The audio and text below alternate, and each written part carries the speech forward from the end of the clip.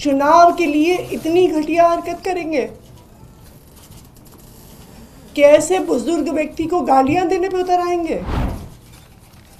वो इतने बीमार रहते हैं कि बिना सहारे के चल नहीं पाते हैं। नमस्कार दोस्तों, दिल्ली में विधानसभा चुनाव है और विधानसभा चुनाव से पहले बहुत कुछ समीकरण बदल चुका है।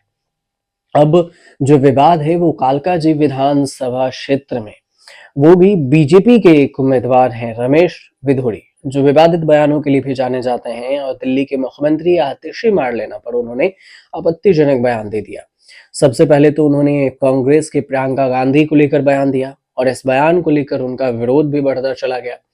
आतिशी मारलेना को लेकर विधुड़ी के बयान की अगर प्रतिक्रिया करें तो उस दोनों पर बयानबाजी हुई और सब कुछ दोनों तरफ से बयान दिया गया।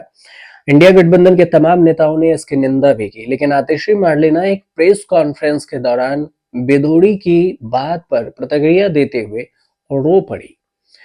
वो रोते हुए ये कहीं कि इस देश की राजनीति इतना घटिया स्तर पर गिर सकती है, ये मैं कभी सोच भी नहीं सकती थी। रमेश विधुड़ी खुद पिछले 10 साल तक दक्षिणी दिल्ली से सांसद रहे, 3 बार विधायक रहे। वो कहाँ की जनता को बताएंगे कि उन्होंने अपनी सांसदी में कितना काम किया और उसी आधार पर वो वोट मांगे।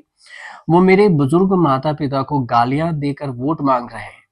आतिशी मारलेना ने आगे ये कहा कि वो पिता इतने बीमार रहते हैं, उनके पिता, कि बिना सहारे के चल नहीं पाते। और क्या आप चुनाव के लिए इतनी घटिया हरकत करेंगे? एक बुजुर्ग व्यक्ति को गालियां देकर आपको क्या लगता है कि आपको वोट मिल जाएगा? अब विधुड़ी ने क्या कहा था वो बयान में सुनिए। बीजेपी के नेता हैं रमेश विधुड़ी, कालका जी सीट से बीजेपी ने इस बार उम्मीदवार बनाया है। दिल्ली विधानसभा चुनाव प्रचार के लिए एक जनसभा को संबोधित कर रहे थे और इसी दौरान उन्होंने जो बयान दिया उसमें रमेश विधुड़ी ने कहा कि ये मारलेना अब सिंह बन गई है और उन्होंने अपना नाम बदल लिया है। केजरीवाल ने अपने बच्चों की कसम खाई थी, वो भी कभी कांग्रेस के साथ नहीं जाएंगे। मार्लेना ने अपना बाप बदल लिया और ये आम आदमी पार्टी के चरित्र को दिखाता है। ये रमेश विधुड़ी का बयान है। विधुड़ी ने अब इतना ही नहीं कहा, विधुड़ी ने अपने आगे बयान को जारी रखा और कहा कि आतिशी मारलेना के माता पिता ने अफजल गुरु के फांसी की सजा के खिलाफ दया याचिका लगाई थी। वो अफजल जो हमारे कितने ही बहादुर सैनिकों को मौत के लिए जिम्मेदार था। मैं दिल्ली के लोगों से पूछना चाहता हूं कि क्या वो अफजल की फांसी पर दया याचिका लगाने वालों का समर्थन करेंगे? अब इसी बयान के बाद विवाद भी मचा हुआ है। 2025 के जो विधानसभा चुनाव है उससे पहले विधुड़ी का ये इकलौता बयान नहीं है। उन्होंने कांग्रेस सांसद प्रियंका गांधी पर भी विवादित टिप्पणी की थी।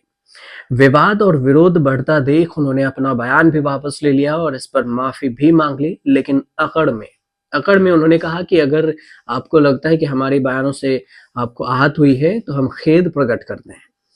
6 जनवरी को इंडियन यूथ कांग्रेस के कार्यकर्ता ने रमेश विधुड़ी के साउथ एवेन्यू स्थित घर पर प्रदर्शन भी किया और उनके आवास के गेट पर स्प्रे पेंट से महिला विरोधी लिख दिया। कार्यकर्ताओं ने आवास पर लगे उनके नेम प्लेट पर भी काला रंग पोत दिया। अब इस बीच में रमेश विधुड़ी के बयान पर बीजेपी की तरफ से आधिकारिक प्रतिक्रिया भी सामने आई। बीजेपी ने कहा कि नेताओं को मुख्यमंत्री के माता पिता पर व्यक्तिगत टिप्पणी करने से बचना चाहिए, लेकिन उन्हें अपने पिता द्वारा अफजल गुरु के समर्थन की निंदा भी करनी चाहिए।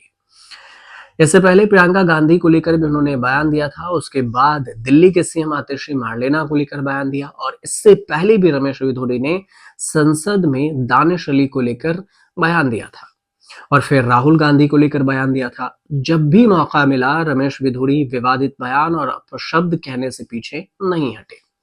बयानबाजी के बाद न बीजेपी ने पार्टी की तरफ से कुछ एक्शन लिया, न विपक्ष कुछ कर पाए। विवादित बयानों को लेकर सुर्खियों में रहने वाले रमेश विधुड़ी चौड़े होकर इस सब को देखते हुए जैसे ही बीजेपी ने कालका जी से विधानसभा में उतारा, वैसे ही विधुड़ी ने एक बार फिर से विवादित बयान का पिटारा खोल दिया।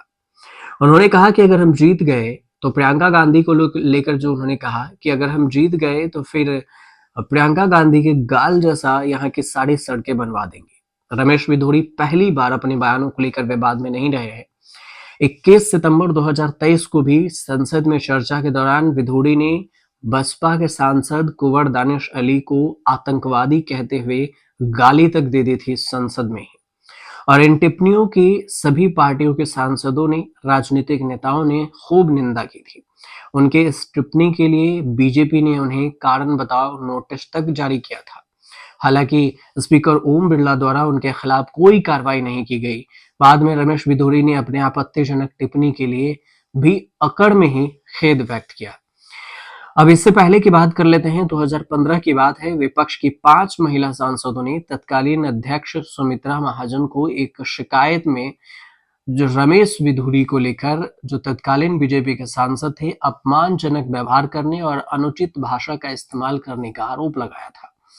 शिकायत करने वाले सांसदों में कांग्रेस की रंजीता रंजन, सुष्मिता देव जो कि अब टीएमसी में हैं, एनसीपी के सुप्रिया सुले और टीएमसी की अर्पिता घोष, सीपीएम की पीके श्रीमती शामिल थी। ये सभी महिलाएं शिकायत की थी।